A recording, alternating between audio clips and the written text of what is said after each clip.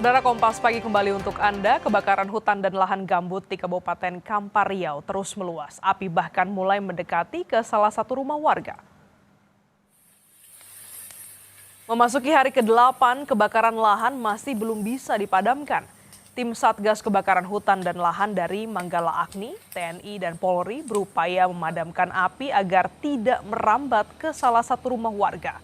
Cuaca panas dan kering serta minimnya sumber air menjadi kendala petugas dalam melakukan pemadaman.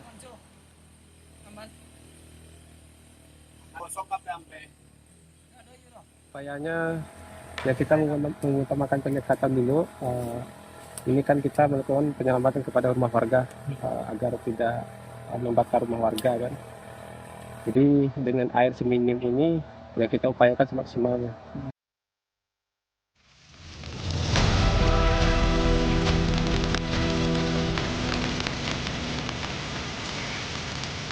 Bahan-bahan banyak yang berdekatan dengan rumah warga, ini sangat mengkhawatirkan. Titik api jauh berada di tengah hutan yang tidak mungkin diakses oleh pengendara kendaraan bermotor maupun tangki-tangki pemadam. Agar jangan bermain api. Kondisinya sangat buruk sekali, cuacanya sangat buruk sekali.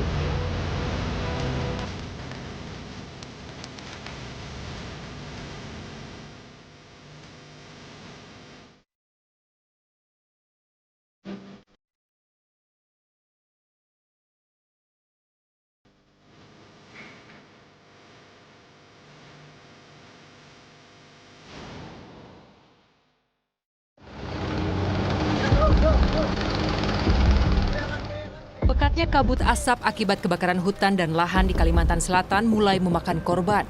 Bukan hanya mengganggu pernapasan, asap juga memperpendek jarak pandang, mengganggu aktivitas hingga memicu kecelakaan. Di jalan jurusan Pelai Hari Banjarbaru, jarak pandang sempat hanya tersisa sekitar 2 meter karena pekatnya kabut asap.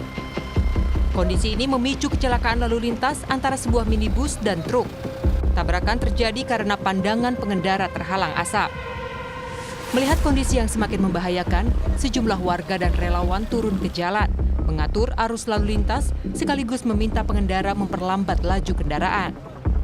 Mobilnya kan mobil Avanza ini merujuk mobil truk gitu. Ini gara-gara kabut asap kah ramenya? Gara-gara kabut asap nih Pak ini. Nah, karena ini hutan-hutan lahan tuh habis terbakar semua. Khawatir akan ancaman kebakaran hutan dan lahan meluas, warga di Banjarbaru, Kalimantan Selatan memadamkan api secara mandiri. Berpacu dengan waktu, warga gunakan peralatan seadanya memadamkan lahan yang lokasinya dekat dengan rumah mereka. Di tengah ancaman anomali cuaca, warga mengeluhkan nasib mereka yang selalu terjepit bencana, yakni kebanjiran saat musim hujan dan terpapar kabut asap hingga sakit pernapasan saat kemarau. Warga berharap ada pemantauan kesehatan dan bantuan masker dari pemerintah daerah. Kami kalau ada bantuan-bantuan dari pemadam-pemadam kayak ini sudah pasrah Pak. Asap bukan hanya mengganggu pengguna jalan, kabut asap juga mulai menyelimuti permukiman. Warga mengeluhkan bau asap yang menyengat serta gangguan pernapasan, termasuk mengancam kesehatan anak-anak usia sekolah. Ancaman ISPA memaksa para orang tua memakaikan anak-anak mereka masker saat berangkat dan berkegiatan di sekolah. Para pejalan kaki juga harus menutupi masker dengan tangannya demi mengurangi sesak napas akibat pekatnya asap. Kekhawatiran kita tuh inilah kalau ada ISPA lah, jadi kita indikan untuk pakai masker. Karena memang anak-anak ini rentan ya Pak? Ya, rentan. Tapi untuk jam pelajarannya ada diundur kah atau gimana? Untuk jamnya ada diundur karena tadi terkendala kabut asap kan kadang. Berdasarkan data BMKG Stasiun Klimatologi Kelas 1 Kalimantan Selatan, kualitas udara dalam beberapa hari terakhir menurun dan masuk kategori tidak sehat. Konsentrasi polutan paling tinggi terjadi pada pagi hari, sekitar pukul 5 hingga 8.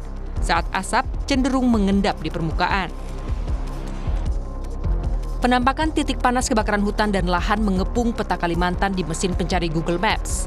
Dalam peta, memperlihatkan lingkaran merah dengan keterangan severe fire atau kebakaran parah memenuhi peta Kalimantan. Penanda itu berkaitan dengan kebakaran hutan dan lahan yang tengah terjadi. Sebelumnya, Pusat Data Informasi dan Komunikasi Kebencanaan BNPB mencatat ada 1.487 hotspot atau titik panas di Kalimantan.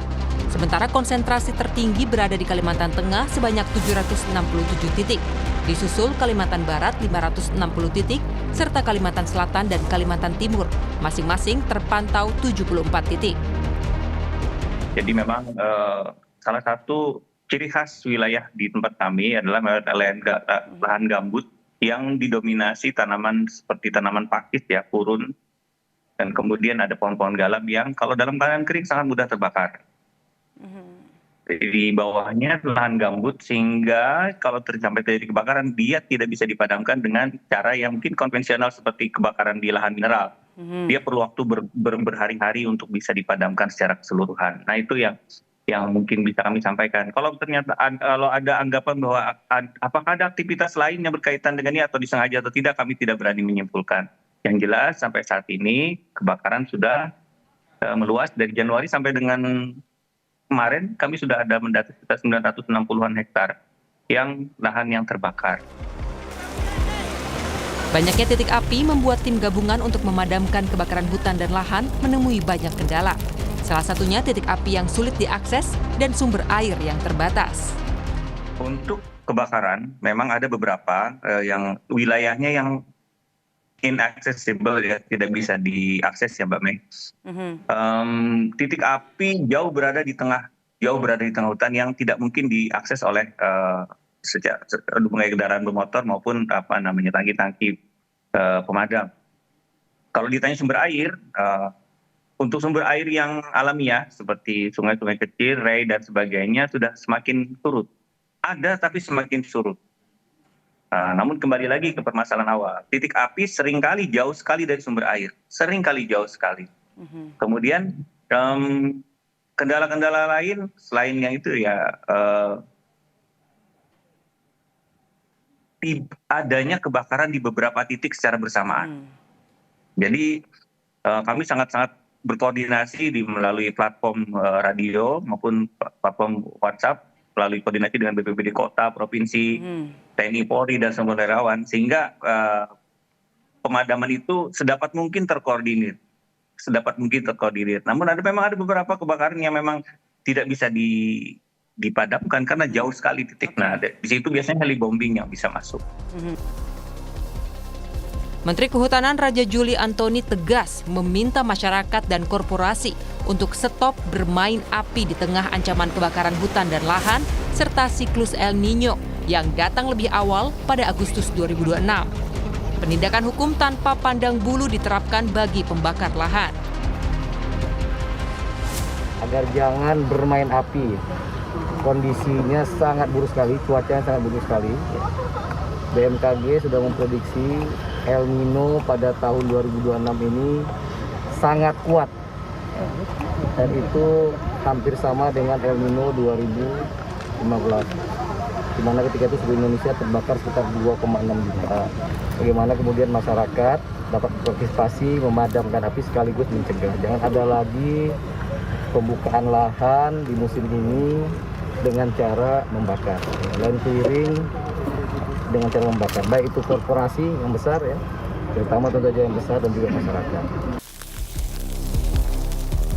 Namun di tengah ancaman yang semakin nyata, pertanyaannya bukan hanya bagaimana memadamkan api yang sudah terlanjur membara, tetapi sejauh mana upaya pencegahan dilakukan sebelum musim kemarau datang.